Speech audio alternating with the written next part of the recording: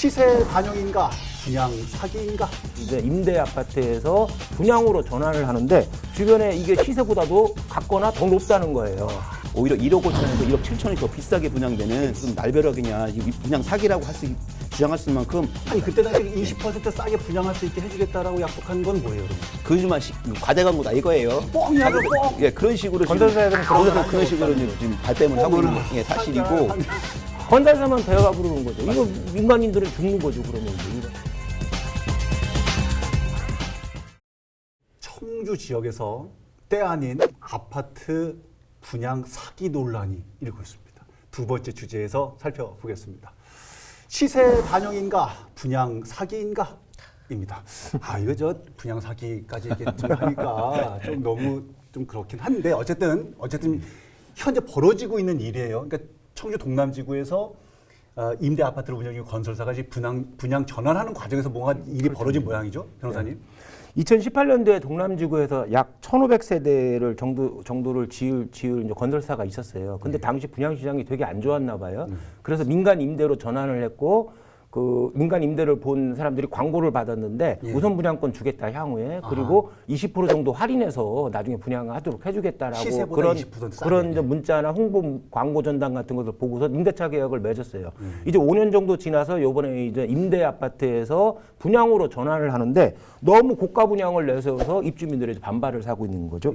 뭐 대표적으로 크기와 층수에 따라서 다른데 84제곱미터 형의 경우 4억 5천만 원 정도, 평당 1,300만 원인데 주변에 이게 시세보다도 같거나 더 높다는 거예요.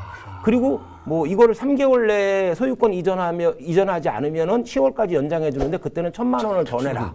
이런 식으로 일방적으로 통보했기 때문에 입주민들이 지금 분통을 터뜨리고 있는 거죠. 이야, 이거는 좋게 말해서 분통이지만 뚜껑이 열리는 입주민들 입장에서는 정말 답답한 내용이고요. 사실 이 기사를 접하고서 저도 사실 저희 지역에 저희 오창 지역에도 2021년도에 조기 분양 여기는 오창 같은 경우는 공공 임대 아파트 분양이었어요. 보통 공공 임대 아파트 분양은 10년을 살고서 분양을 하게 돼 있는데 뭐 5년 이후에는 조기 분양도 가능하다는 그런 법 조항이 있어서 저희가 2021년도에 그 당시 2020년 정도에 오창 방산가속 기간이 발표되면서 오창 지역 아파트가 급상승한 경우가 있었어요. 엄청 올랐죠. 엄청 올랐어요. 그때 갑자기 조기 분양을 한다고 해서 이제 분양 광고를 내고 분양을 하겠다라고 했는데 사실은 그때 제가 그 관련법을 좀 공부를 해봤습니다. 공공주택 특별법과 지금 이번 같은 민간주택 특별법. 아까 말씀하셨지만 뭐 우선 분양가는 줍니다. 근데 문제는 뭐냐면 5년 뒤 분양할 때 분양가 산정을 임대사업자가 임의대로 정하게 돼 있어요. 아 법에요? 예. 아니, 법에는 없어요. 법에 제재를 못하게 돼 있다고요. 그러니까 이 금액에 대해서 어떻게 하는 거에 대해서 딱히 정해진 게 없습니다. 그러니까 우리 시에서 관여하거나 어디가 관여할 수 없게 돼 있는 상황이기 때문에 요번에도 아마 이 사업자 임대사업자가 아마 자기들의 어떤 편의를 극대화시키기 위한 분양가를 산정해서 일단 우리 임차인들에게 통보를 했는데 사실 이 부분도 마찬가지입니다. 사실은 여러 가지 혜택을 받는 부분이 있거든요. 사실은 민간 임대 아파트 이게 분양이 안 돼서 이분들 살려주려고 사실은 민간 임대 아파트로 전향을 해준 거거든요. 그러면 여기에 들어오신 분들이 당초 그 당시 2억 2천의 분양가 임대 보증금에 월 10만 원의 임차료를 내고서 사용을 했습니다. 근데 지금 분양되는 금액을 보면 그 당시 주변 아파트가 분양가가 3억이었어요. 당시에. 그러면 8천만 원 싸게 임대를 했는데 지금 현재 분양되는 금액을 보면 오히려 1억 5천에서 1억 7천이 더 비싸게 분양되는 정말 말도 안 되는 일이 지금 벌어지고 있고 정말 여기 계신 우리 임차인들은 정말 답답하고 이게 무슨 날벼락이냐, 분양 사기라고 주장할 수 있는 만큼 정말 억울한 게 현실인 것 같습니다. 아니 그때 당시 20% 싸게 분양할 수 있게 해주겠다라고 약속한 건 뭐예요, 그러면? 그거는 분양 그 대행사들 있잖아요. 그 분양하시는 분들, 그러니까 이분들이 거짓말 과대 광고다 이거예요. 뻥이야, 뻥. 예, 그런 식으로 건설사들은 그런 식으로 지금 발뺌을 하고 있는 게 사실이고. 지금 대책위가 제가 알기로는 어제 구성이 된 걸로 알고 있어요. 그래서 오늘 아마 청주시 관계자들과 이제 대화를 통해서 이분들이 아마 어느 정도의 분양가를 요청할 것으로 좀 알고 있습니다. 그래서 청주시도 정말 이게 터무니없는 가격으로 분양된 것에 대해서 정말 답답함을 토로하고 있는데요. 사실 법적으로 규제할 수 있는 사항들이 지금 현재 없는 것이 가장 어려움이 있는 것 같아요. 그래서 건설사 입장에서는 법적으로 하자 없다, 문제 없다 이렇게 지금 주장을 하고 있는 모양이고. 일단 건설사 입장으로서는 분양 아파트 같은 경우는 분양가 상한제가 있어요. 그래서 시나 도 같은 데서 분양가 상한을 하기 때문에 제재를 받지만은 이렇게 민간 임대 아파트였다가 분양 아파트로 전환할 때는 그 제재, 분양가에 대해서 제재 자체가 없어요. 법적 제한이 없기 때문에 아무런 하자가 없다라고 주장을 하고 있는 것이고, 두 번째는 임대차 계약, 최초의 임대차 계약서상에도 아무런 문구가 없다는 거예요. 분양 그 우선 분양권 얘기는 있겠지만은 그 분양 가격에 대해서는 아무런 내용이 없기 때문에 임의적으로 임대차 임대 보증금을 올릴 때는 법적 제한을 받지만은 이것을 임대에서 분양으로 전환하는 거기 때문에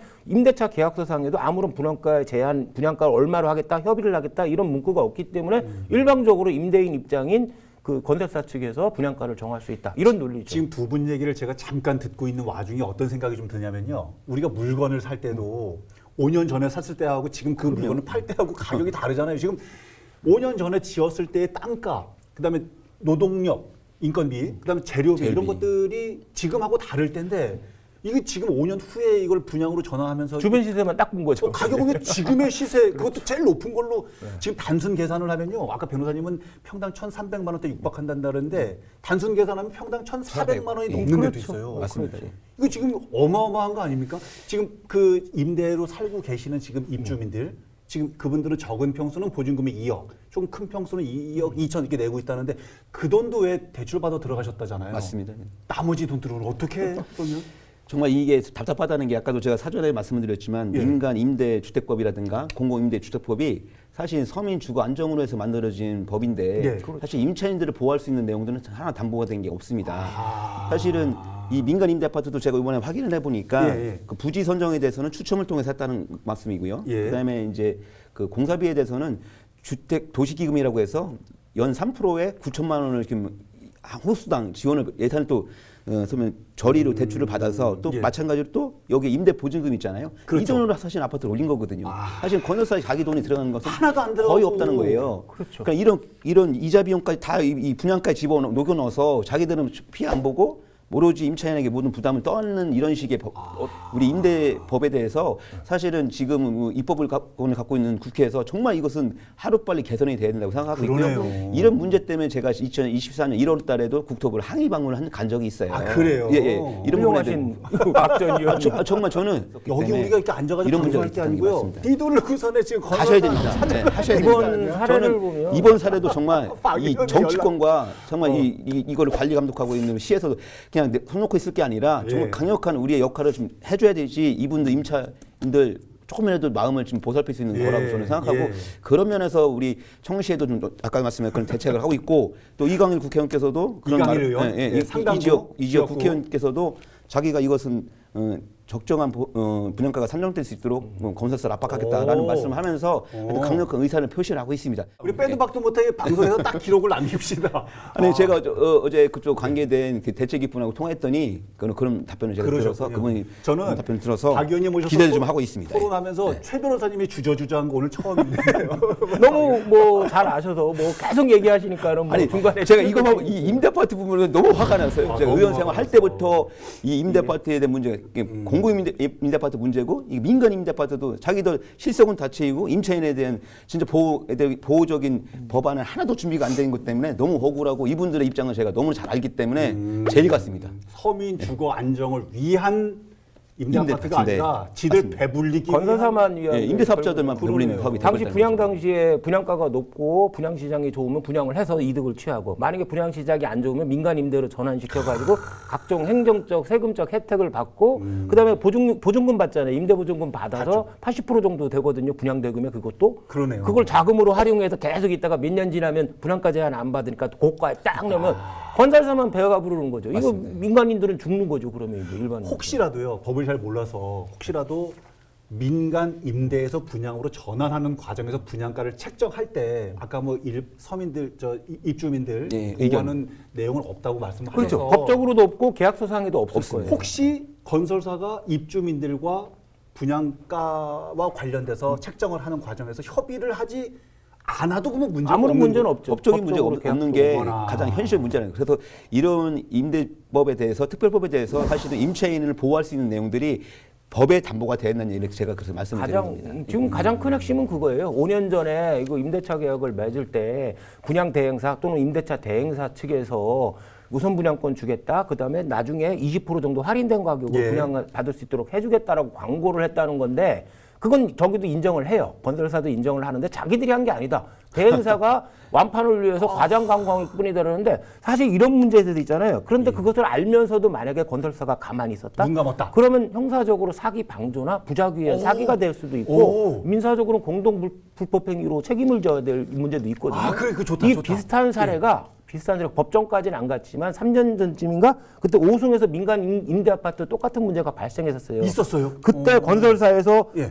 84제곱미터형을 4억 8천만 원에 분양 고지했어요. 4억 8천. 그때 근데 당시에? 2년 동안 싸웠어요. 2년 동안 싸워서 결국 결정된 금액이 3억 5천만 원이에요. 우와. 그렇기 때문에 이때도 건설사가 사실 문제가 될 수 있었을 거예요. 아까 말씀드린 형사적으로 민사적으로 그런 광고, 대행사지만 대행사의 광고, 과장된 광고를 그냥 냅두고 가만히 있었기 때문에 문제가 될 소지가 있으니까 이번 건도 마찬가지예요. 엄청나게 문제될 사례가 소지가 있었구나. 있거든요. 예. 사실 뭐 그 내용을 들은 분들이 한두 분이 아니기 때문에 예. 여기 이제 분양 임대로 들어오실 분들이 다 그런 유혹이랄까 그런 의견을 듣고 왔기 때문에 사실은 그런 내용을 법적으로 정확하게 인증할 수 있는 증거만 채택이 된다면 사실은 이 부분도 좀 받을 수 있기 때문에 아마 대책위에서도 투트랙으로 움직이는 것 같습니다. 그래서 법적인 저기도 갈 생각도 갖고 계시고 또 우리 그 지금 정치권과도 좀 연계를 통해서 좀 건설사를 압박해서 분양가를 내릴 수 있는 방법을 찾겠다고 하는데 아까도 말씀드린 근본적인 해결은 사실 법에 담아서 임차인들의